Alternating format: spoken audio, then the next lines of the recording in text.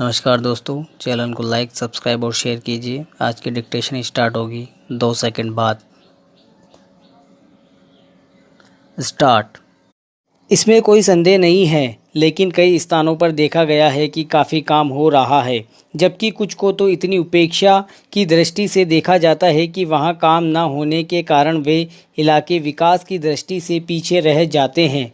मैं उत्तर प्रदेश का उदाहरण आपके सामने रखना चाहता हूं। वहां पर चाहे उद्योग धंधों की योजना हो या किसी अन्य विकास के विषय में हो, दूसरे राज्यों की तुलना में वह बहुत कम काम हो रहा है और वह पिछड़ता ही चला जा रहा है। माननीय अध्यक्ष महोदय, इस विधेयक के संबंध में इस सदन के इधर के बैठने वाले लोगों ने और उधर के बैठने वाले लोगों ने बहुत सी बातें कही। जैसा कि यह विधेयक है, इसको अभी प्रवर्सन समिति के सामने विचार के लिए जाना है और वहां से विचार होने के बाद यह इस सदन के सम्मुख फिर से विचार के लिए प्रस्तुत किया जाएगा। तब माननीय सदस्यों को पूरे तरीके से यह अधिकार होगा कि जहां तक इसके अनुबंधों का संबंध है उनमें परिवर्तन कर सकते हैं या उनको हटा सकते हैं। कल से जो बातें हो रही है वह सब नोट की गई है और मैंने बहुत सी बातों को सुना है। प्रवर समिति में उन सब बातों पर विचार किया जाएगा। बहुत से माननीय सदस्यों ने इस तरह की बातें कही है और वह बहुत आवश्यक मालूम हुई है। जैसा कि मैंने कहा है कि उन पर विचार किया जाएगा। जहां तक सहकारिता का संबंध है, चाहे इधर के बैठने वाले माननीय सदस्य हो, चाहे उधर के बैठने वाले माननीय सदस्य हो, सबकी यह मांग है कि जब हम जनतंत्र में विश्वास करते हैं और अपने यहाँ प्रजातांत्रिक प्रणाली कायम कर ली है और जबकि देश में गरीबी और उसका गलत लाभ भी उठाया जाता है, तब सहकारिता की बहुत आवश्यकता है। इसको रोकने की आवश्यकता है। यह सभी लोगों की राय है। जहां तक इस सहकारी विधेयक का संबंध है, मैं बहुत से माननीय सदस्यों से बहुत सी बातें इसके संबंध में कही है। मैं सब बातों का विवरण में तो उत्तर नहीं दे सकता हूं, लेकिन मैं खास बातों का उत्तर देने की कोशिश करूंगा। जैसा मैंने अभी कहा, जब हमें अपने वहाँ जनतंत्र कायम किया तो हमने अपने समाज के ढांचे को बदलना पड़ेगा। पैरा। मुझे इस संबंध में एक और बात कहनी है। वह यह है कि मुझे मुख्य आयुक्त के भाषण के अनुसार यह आशा थी कि सरकार मजदूरों की उन्नति के लिए, उत्थान के लिए, उद्योगों के विकास के लिए और गांवों की स्थिति सुधारने के लिए तकनीकी प्रशिक्षण देने का काम करेगी।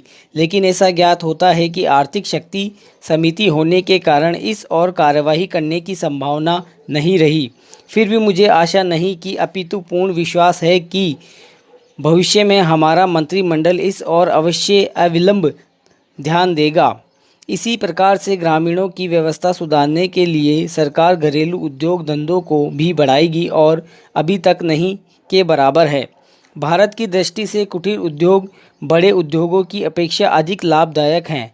पहली बात तो यह है कि भारत एक गरीब देश है और उसके पास इतना पैसा नहीं है कि वह अपने उद्योग धंधों के लिए पर्याप्त संख्या में बड़ी बड़ी मशीनें मंगवा सके। बड़े उद्योगों के लिए बहुत बड़ी बड़ी महंगी मशीनों की आवश्यकता होती है, जबकि कुटीर उद्योग छोटी छोटी और सस्ती मशीनों से चल जाते हैं। कुटीर उद्योगों के लिए ना तो बहुत बड़ी बड़ी इमारतें बनानी पड़ती है और ना ही मशीनें मंगवानी पड़ती है। अतः यह उद्योग छोटे छोटे गांवों में भी प्रारंभ किए जा सकते हैं। कई उद्योग तो इतनी थोड़ी पूंजी से भी शुरू किए जा सकते हैं कि उतनी पूंजी प्राय हर किसी व्यक्ति के पास ही होती है। कुटीर उद्योगों में दूसरी बड़ी सुविधा यह है कि इनमें बहुत अधिक मजदूरों की आवश्यकता नहीं होती। एक परिवार के सदस्य ही उस उद्योग को चलाने के लिए पर्याप्त होते हैं। घर में सब सदस्य उस काम में हिस्सा बांट सकते हैं। बड़े उद्योगों में प्रत्येक मजदूर को कोई विशेष कार्य सिखाना होता है और उस काम में कुशलता प्राप्त करने में उसे काफ़ी समय लग जाता है। तीसरी चीज़ जो मैं आपके सामने रखना चाहता हूं वह यह है कि जो विचार और सुझाव आपके सामने प्रस्तुत किए गए हैं वह एक पवित्र, शुद्ध और जनता के प्रांत के हित को ध्यान में रखकर ही प्रस्तुत किए गए हैं। मुझे पूर्ण विश्वास है कि बिना किसी दलगत भावना के शिकार हुए आप उनकी जांच करेंगे और यदि वे जनहित की कसौटी पर खरे उतरे तो उन पर भी कार्यवाही करेंगे। पैरा। वर्तमान वित्त अधिनियम सदन के सामने प्रस्तुत है। इस बिल पर मुझे बोलने के लिए आपने समय दिया, इसके लिए मैं आपका आभारी हूँ। इस समय का एक विशेष महत्व इसलिए भी है कि यह संकट काल में पेश हुआ। चीन ने हमारे देश पर हमला किया, देश पर संकट आया, राष्ट्र को चुनौती मिली और इस चुनौती को हम सबने स्वीकार किया। जिसके लिए पैसे की आवश्यकता हुई, इसको वित्त मंत्री ने बड़ी कुशलता से देश के अंदर और देश के बाहर से जुटाया। इस बिल का महत्व इसलिए भी है कि हमारी पंचवर्षीय योजना के माध्यम से यह बिल सामने आया है।